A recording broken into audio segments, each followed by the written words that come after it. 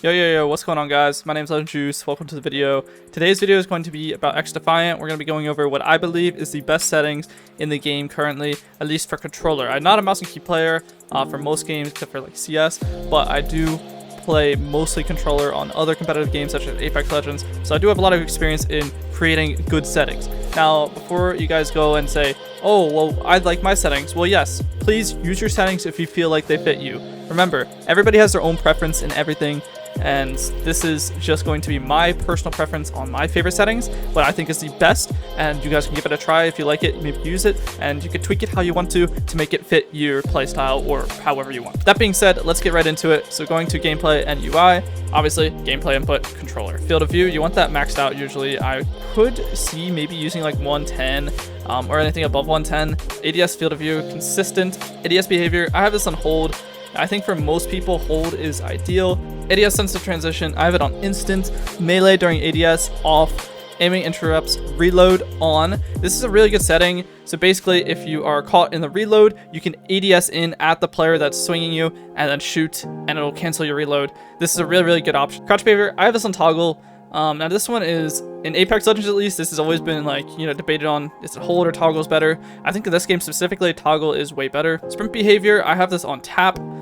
Auto sprint on, you guys are going to want this on. It's going to help your movement a lot. Now the auto sprint threshold, I actually have this on 1. Sprint interrupt reload off. Side behavior tap. The rest of these settings down here are kind of like your preference, so feel free to do it however you wish. And again, down here on the HUD, I feel like most of the stuff is just preference. Like meters and yards. There's really no difference, right, in this type of stuff. So this is, again, just whatever you guys wish to use, whatever you guys want, whatever feels better for you. I don't think there's really any sort of, thing. I would recommend having FPS and ping display on, just that way you guys can see if you're lagging or dropping FPS. Maybe you can figure out why. But other than that, I don't think there's really anything else in gameplay UI that is needed. Now, mouse and keyboard. This is the GOAT settings. This is what you guys clicked in the video for. Just kidding. No, it's not. I haven't even played mouse and key in this game. We're going to go straight to controller. I use a default flipped loadout. So essentially, I shoot with my R1 and aim down sights with my L1.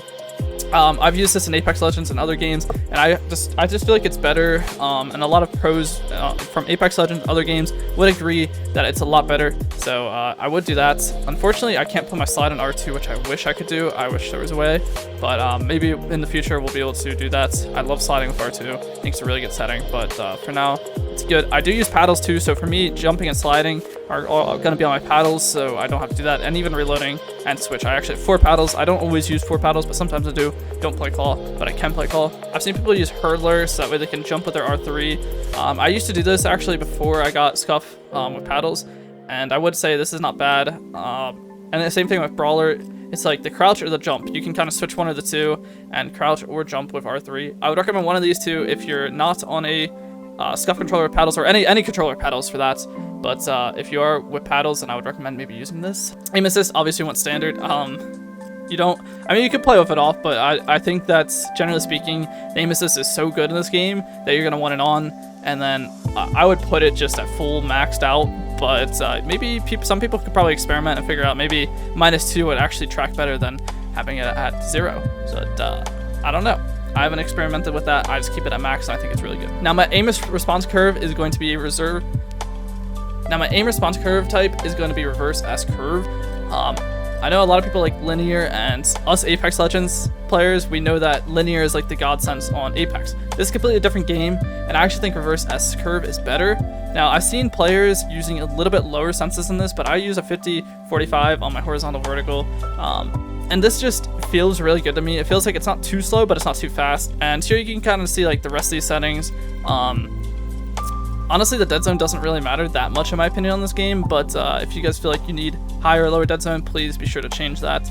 And I'm just gonna go, show you guys this. Oh, and make sure controller vibrations are off. I highly recommend it. I don't think anybody in any game would want to have vibrations on, unless maybe you're doing something a little dirty. Audio, generally speaking, what you want is your sound effects to be really loud, because this is like anything like grenades, shooting, anything like that in game is gonna be most important, and you're gonna want that high. Now, dialogue volume, I don't feel like it's really that important in this game. Maybe you want to keep it up, but I actually think I'm even probably gonna lower this from where it's currently at, because I just don't think there's really that much like character dialogue that you need in the game. The rest of these settings are obviously just your settings, however you need to put them. I would recommend putting voice chat volume a little bit lower down. But if you want to keep it maxed out, you can, but I would recommend putting it just a little bit lower because you don't want to be hearing the players talking like in your game versus the game audio. I always prioritize the game audio, and generally speaking, I'm using Discord anyways if I'm playing with friends, so I don't really need the voice chat volume to be loud. Videos and graphics. Again, your first two settings are going to be whatever your PC is, whatever your PC runs, whatever your max FPS is, blah, blah, blah, that type of stuff. The rest of this, I'm just going to scroll through it and you guys can copy if you wish and try this out. But generally speaking, everything is going to be kind of low or off. And the reason for that is because we want to get max FPS. We don't want to be having frame drops, and putting everything down to a minimum is usually going to avoid any sort of frame drops and max out our FPS. I'm going to say real quick, if anybody's confused about the input-based matchmaking, basically if you're on controller, you'll only be put in controller lobbies or in a lobby with other controller players. And if you're on mouse and key, you'll only be put in lobbies with other mouse and key players. If you have it off, it'll be mixed lobbies, so you have mouse and key and controller players both in the same lobby. And then crossplay is self-explanatory, I think. But yeah, that's kind of it for this. One more thing, you could put colorblind mode somewhat on something. If this maybe looks cooler or whatever, or if you're actually colorblind, then maybe you need to use this. Then yeah, I will say there's also a flashbang effect that is dark. So this kind of is interesting, and I haven't actually tried it, but I kind of want to do it. But everything else in this menu is kind of like useless, I would say. You don't really need anything, but if you want to try and see how dark looks versus bright, or try a colorblind mode, then please be sure to go for it. And that's it for this video. I hope you guys did enjoy. Please be sure to drop a like and subscribe if you guys did enjoy it. I'm going to be doing a whole bunch of XDefiant content coming out as I kind of transition into this game. I'm playing in a $1,000 tournament this weekend, so wish me luck in that. And let me know any sort of video ideas that you guys want to see. And I will see you guys in the next video. Have an awesome day. Peace out.